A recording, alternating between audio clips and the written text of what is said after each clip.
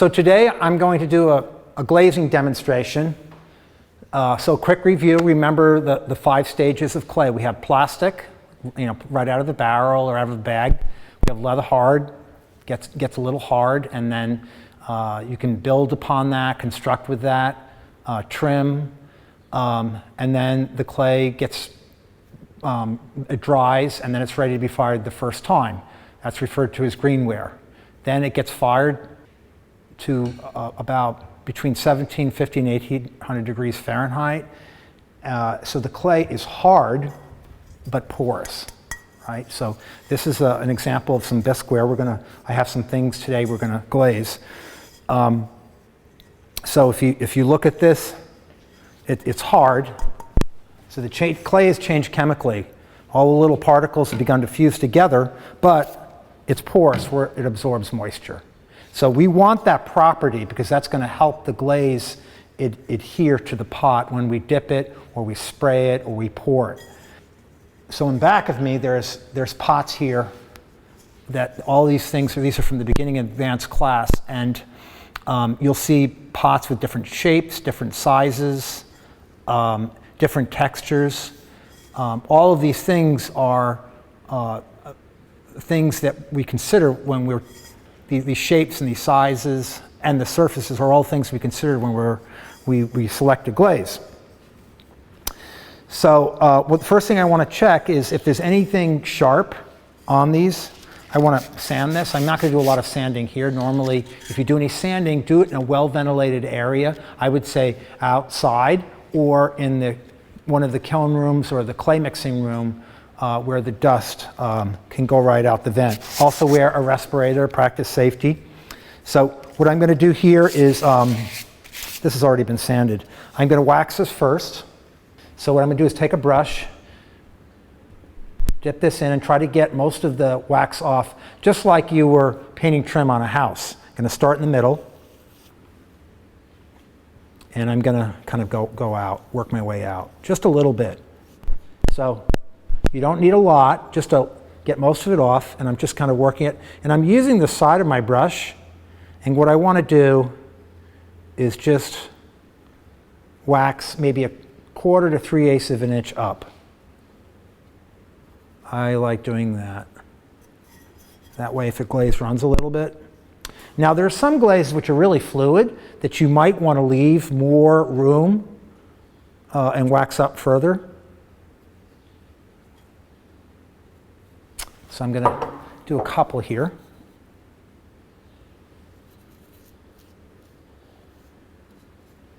So the purpose of waxing is so the glaze does not adhere to the bottom. I'm still going to need to wipe this off, but it just makes it easier to wipe off.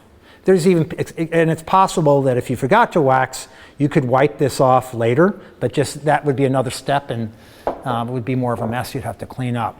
So this wax that I'm using is actually, it's a type of latex wax. It's not cheap, but it's worth it because you don't need a lot, and it works very well in a studio like this. There are some people that will use hot paraffin. They'll have a hot pan, and they'll heat it up, and they'll just take the wax, maybe they'll be 1/2 an inch or so, and they'll just kind of dip the bottom of the pot in the paraffin. People will also use wax for decoration. So you could dip your pot in one glaze, and then put wax on it, let it dry, put wax on it, and then dip it in another glaze. And the places where you've waxed will not have, will show the first glaze that you put on if you're using 2 glazes. So in this one, if I dipped it in one glaze and I took it out, and then I let it dry, and then I took wax, brushed over that, let it dry, then dip it in another glaze that was different, the original glaze would show in the area that I waxed. So that's another way of working. That actually works better with hot wax, using hot wax. Okay, so I'm going to jump over here while those are drying and talk about glazing a little bit. So, of course, when people pick glazes, they want to pick out glazes they like. You know, some people like green and blue. But besides just colors that you like, you want to consider the form, the shape. So for example, if you had to begin to categorize types of glaze, you have glazes which are very glossy, and glazes which are more matte. And then glazes like this, which are somewhere in between. You know, this would be like a semi-matte, semi-gloss. This would be, I would say, it's glossy, but it's not as glossy as that. I would say that's like a semi-gloss. So you have matte, and you have glossy glazes. And then you have glazes which show texture. So this is a semi-matte glaze. This is the Cushing green, and you can see it on these three pieces. And in each case, you'll see texture or maybe things like faceting or surface details. And one of the properties of this glaze is it settles in the crevices, and in the recessed areas it turns dark, and the lighter areas it becomes lighter. It also can turn metallic black in areas where it's more solid. So what this glaze does is the students that made this made intentions, like they made deliberate things. Like this person used throwing marks. They made this pot in two pieces, and you can see all the textures, the linear pattern from the throwing marks that they'd made. This is, and then the glaze settled in each one of those lines, and it accentuates those marks. Same thing here. The glaze here accentuates a stippled pattern of the neck on this pot, and that's a nice contrast to the solid green-black on both the base and the lip of this. Here, it accents all like the faceting that you see in this middle section here and the area around the handles. This is referred to as a celadon glaze. It's a traditional glaze, like had its origins in China and Korea. People use this glaze because it was like something between water or jade or ice. But one of the things it does is it settles in the crevices. So this has kind of almost has like a brick-like pattern on it. But the glaze becomes darker in the recessed areas and lighter in the raised areas, and so it shows that texture really nicely. So they selected this to accentuate the pattern that they chose when they made it. Same thing here. This pattern's a little more subtle, but this is a Chino glaze, and this does a similar thing. This is a little bit more matte, but again, this glaze is interesting because it actually turns lighter in the recessed areas and darker in the raised areas where it accumulates. And some of the difference here happened in the gas firing. This glaze was, one of the things they did here, this is noteworthy, is it does show some of the texture, but they knew that the glaze was going to run. The glaze is very fluid. Remember that in a kiln, certain glazes, the glaze is a liquid glass, almost in a kiln. So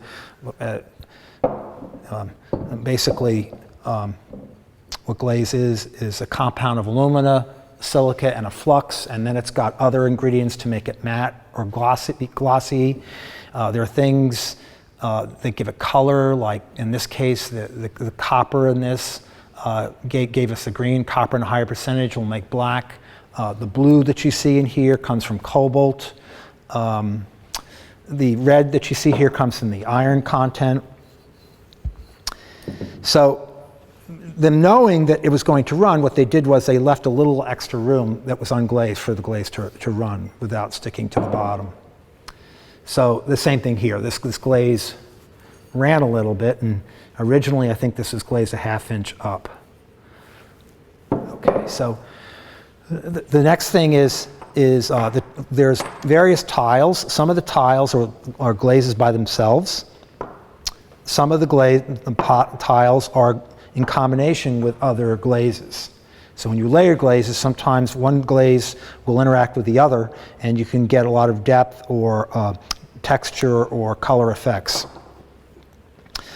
This particular glaze is Celadon glaze, and what they did was they put a white slip on when it was rather hard, and you can see what it looks like on a white clay butter and a white slip juxtaposed to just raw clay. So once you have the glazes that you think are going to enhance the pot that you've made, it's time to go about glazing. So the first thing is pick out your glaze. This is a dark khaki color glaze. I want to stir this really well. So as I said, what a glaze is a thin coating of glass over a piece of fired ceramic ware.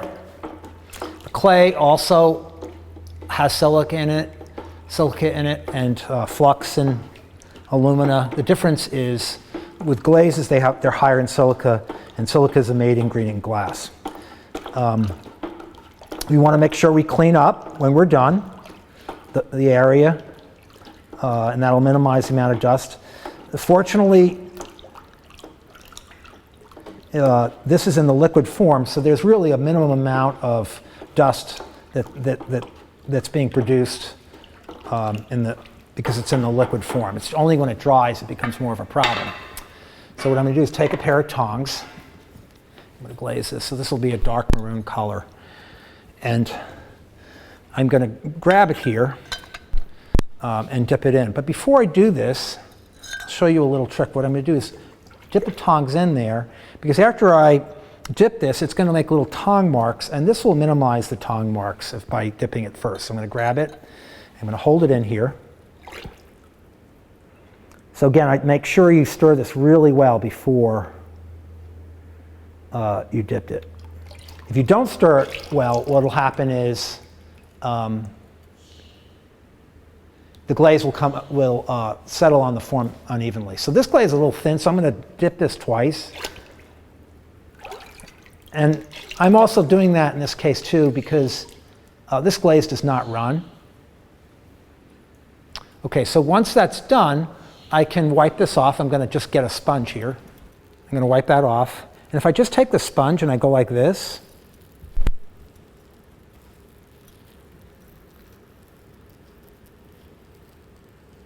I can also do this after I put it down. So I want to make sure my tongs are very clean for the next pot. So this glaze here is a nutmeg glaze. And I like it because it shows surface details really well. So stir well. You can tell if the glaze is stirred well.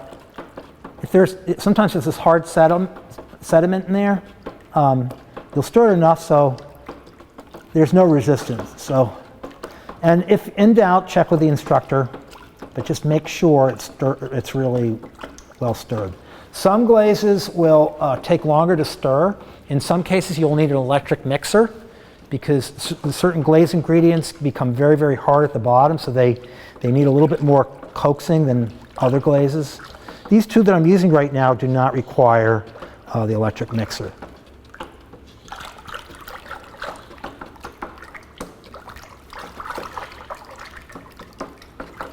Okay, so I'm going to take this. I'm going to hold it here. All right, so dip it there.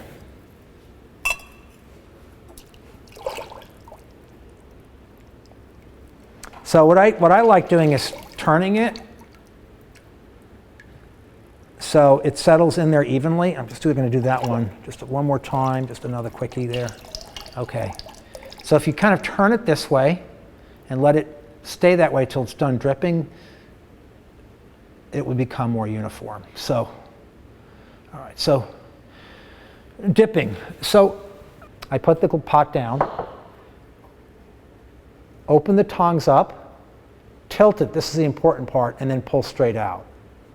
Otherwise, if you just separate it, it's hard to open up the tongs and you'll wind up scratching glaze off. So down, put it down, open, turn, out. And then just let it dry. Now some glazes will take longer to dry than others. I'll show you what, a couple of ways of decorating pots using one glaze over another. So this is a lighter glaze, and that's a darker glaze. They should work well together. I'm going to take that. I'm going to dip this in.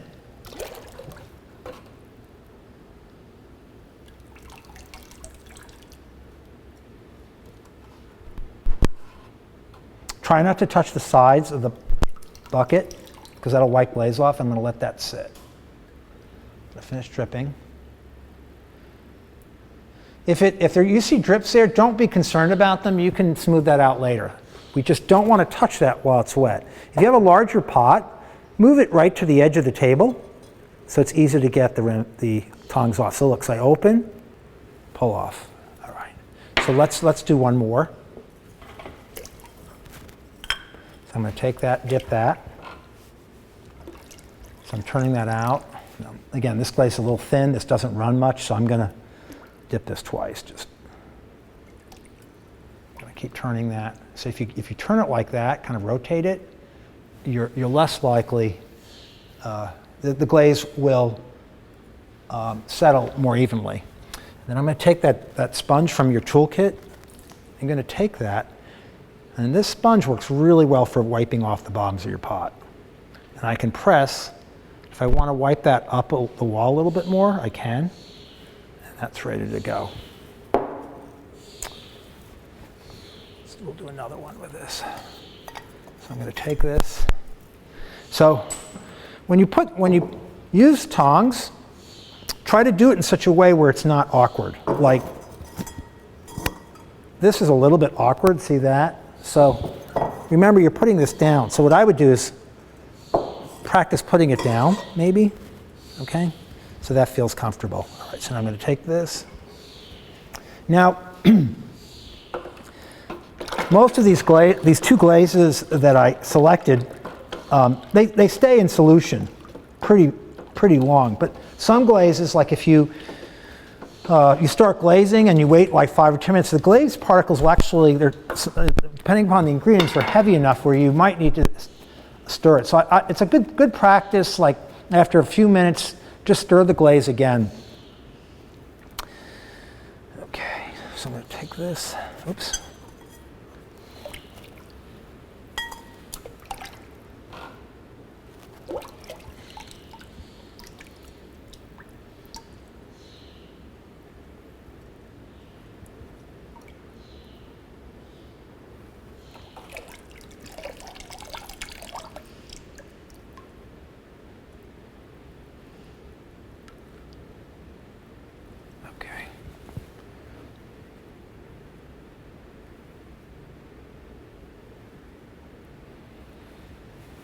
One of the things is when you're glazing, oftentimes you'll have pots with different thicknesses. So if the clay is porous, a thicker pot like that or like that, that's going to absorb more moisture because there's more absorption potential because it's thicker, right?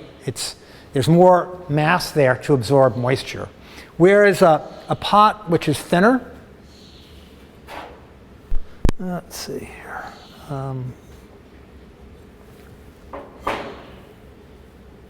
That has like maybe a thinner wall like that, that's not going to absorb as much glaze.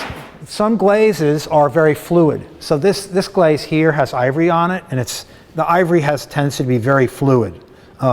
If it's used in combination with other glazes like water blue or gaga blue, those are very fluid glazes. So you might only need one dip. You might not need much glaze. Or if you're putting one glaze over the other, you would put the fluid glaze maybe just on the top part of the glaze. Or if you dip it twice, maybe just dip the top half. But be cognizant of the fact that some glazes are fluid and some are not, because it's going to make it easier well, to unload the kiln, or you could even lose a pot if the glaze runs too much. Okay, so let's take, what we're going to do is take a few pots,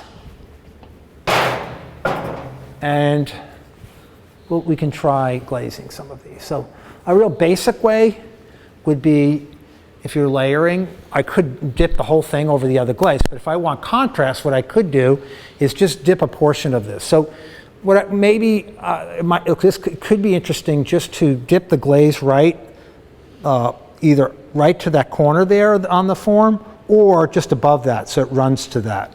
Now, again, you would be considering if the glaze that you're using is very fluid. So when I say fluid, when you dip these glazes, all the glaze that you see here, these are all raw glass particles, right? So we put them in a kiln. When the glaze reaches maturity, these particles begin to fuse together, and they form a crystalline structure. And the glass is almost like, think of it almost like honey or maple syrup. It's like a thick liquid. And if it's a fluid glaze, it almost runs almost like honey or syrup. Then as the glaze cools in the kiln, that becomes fixed, and it stays that way.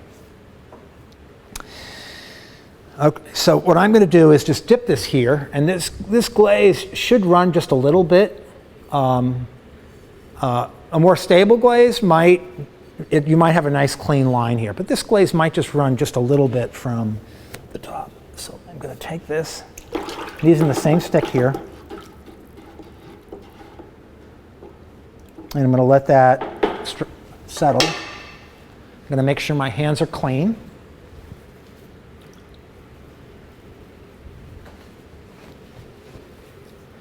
So when I'm dipping, what I want to do is, rather than just sticking in straight in here, that will create like an air pocket, and it's going to go it'll make a big blob on the inside. So what I'm going to do instead is tilt it so I don't trap as much air. I'm going to tilt that as much as I can, probably like almost at a 45-degree angle, and then I'm going to slowly drop it right to the corner, and then I'm going to turn it so it matches the corner evenly all the way around.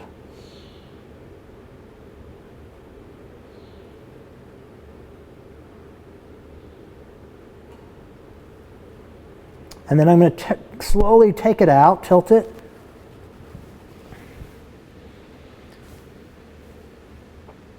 And I'm going to let that finish dripping, because if I turn it right side up prematurely, it's going to drip down the side. And if that's not something I want to avoid. So it's done dripping, so that pot's done. So this one I'm going to do a little bit differently, and this would be a pouring technique. So the bowls work really well for this, but you could do this with cups. So I could take that same dipping. Now that when I dip that pretty symmetrically. But I could also dip it where I dip something like this in halves, a third. So I could take this and go like 1, 2, and do 2 halves maybe. Sometimes it's nice, like you could dip it in 1 half and then dip it in the other, and it can overlap. Another way of doing it is to pour it evenly. So let's see here. So why don't we do that? What we'll do is we'll dip this in 3 places. So I'm going to go 1,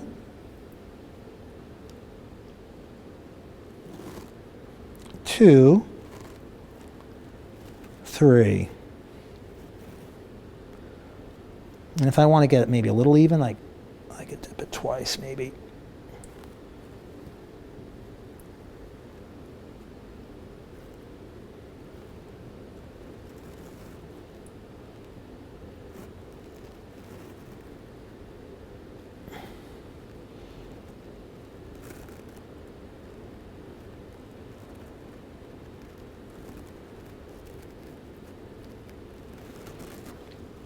Okay, so again, I want to let that finish dripping.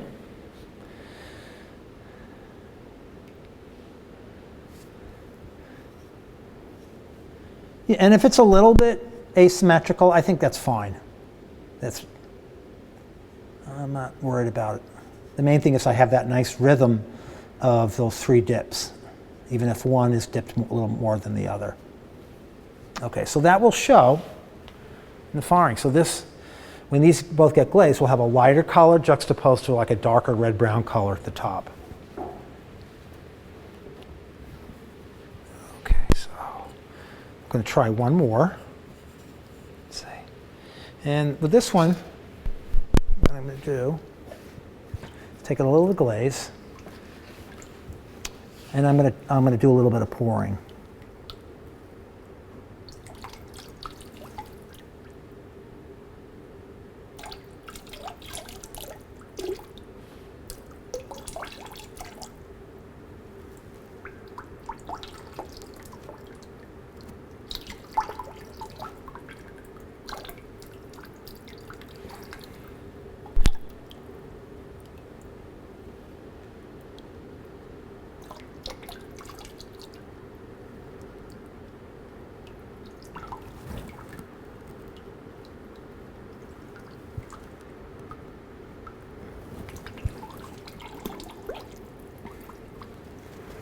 So I'm going to let that, so my fingers are touching just the inside. And I'm going to, again, like all the other pots there, I'm going to make sure I don't turn it right side up until it's done dripping. And you can tell it's dry too if it's not glossy enough. So I'm going to take it here.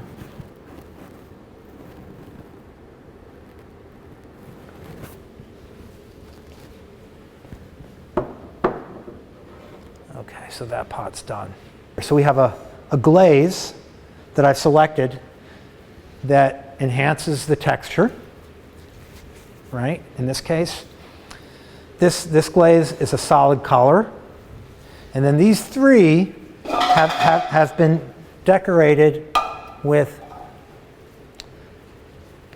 a combination of 2 glazes, but I've taken, in this case, they've been glazed by dipping, and this was done by pouring. So that's just a few examples of how to glaze. So another way of glazing besides dipping is spraying, pouring, and then using wax resist. I would say one of the advantages of dipping or spraying glazes is you can get the glaze on the pot in a uniform manner. This is especially so if you're using a glaze which is opaque. If you try brushing an opaque glaze on, the pot comes out blotchy, which actually in some cases might be desirable if you're trying to get like a painterly effect. But sometimes it can be very messy. So that's why I encourage people, if they have like a pot which is, and they want it kind of uniform, is to try either dipping or spraying the glaze on. If you have ceramic ware, whether it's a ceramic sculpture or a pot, utilitarian pot, and you have color directly applied on, which is either slips, colored slips, or underglazes, you might want to consider brushing the transparent glaze that you're using on. So these are just little test rings, and this is an earthenware cylinder that I made. And on it you can see different colors, and each one of these is a colored slip. So remember, slip is it's a generic term for liquid clay. We have slip that we use when we're building. It's one kind of slip. And then there's other slips which are formulated to go on certain types of clays. In this case, I took a white clay and I added different ceramic pigments to it. But if you look at, you'll see the slip, a band of the slip, and on the right side it's darker, and on the light side it's lighter. So the darker side is where a transparent glaze was applied, and that's really the true color.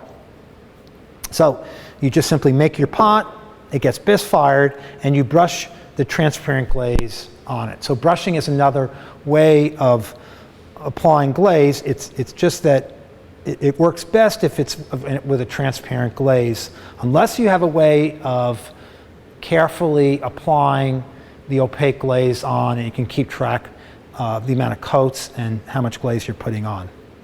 Okay, so transparent glaze is being preferable for colored pigments, using colored pigments with ceramics.